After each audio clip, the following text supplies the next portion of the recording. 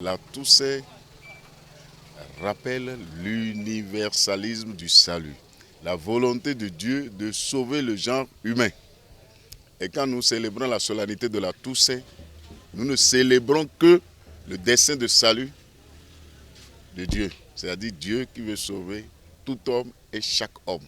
La solennité de la Toussaint évoque trois réalités. Une réalité unique et générale qui est la sanctification de la personne humaine.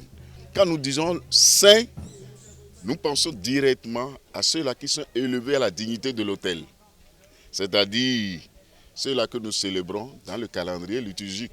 Tous ceux-là qui ont accompli la volonté de Dieu dans leur vie. Et puis le troisième niveau, c'est cet appel, comme j'ai dit, à entrer dans le projet de Dieu qui nous concerne nous tous. Chacun de nous est appelé à la sainteté et la célébration de la solennité de la Toussaint est donc un appel à une conscience plus aiguë pour nous mettre en chemin. La célébration de la Toussaint nous dit que chacun est capacité de Dieu, que chacun de nous peut être saint. Et donc quand nous célébrons la Toussaint, nous rappelons le dessein de salut de Dieu. Et ce dessein de salut de Dieu, dans le temps, est à plusieurs niveaux. Il y a ceux qui sont élevés à la dignité de l'autel, il y a ceux-là qui ont vécu selon la volonté de Dieu. Et puis maintenant, il y a nous qui sommes en chemin.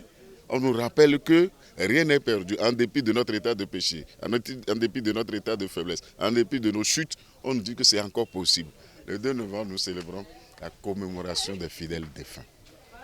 Le 1er novembre, nous célébrons tous ceux-là qui déjà contemplent le visage de Dieu. Dans la théologie de l'Église, quand on meurt, c'est pour aller à la rencontre de Dieu.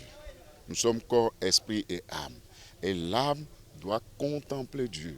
Maintenant, pour contempler Dieu, il faut être pleinement en état de grâce. Nous n'avons plus aucun pouvoir. Ce n'est pas comme ici où quand on est malade, on va à l'hôpital, ou quand on est sale, on va sous la douche, on se lave. Non, il n'y a que la prière pour nous laver.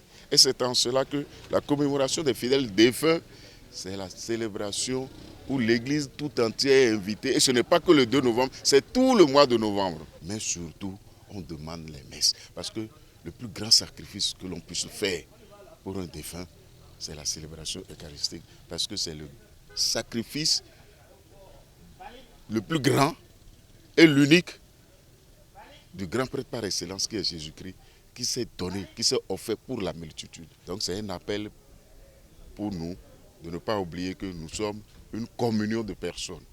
Communion de personnes, c'est-à-dire les saints qui prient pour nous et nous, ici, Église militante, qui prions pour l'Église souffrante.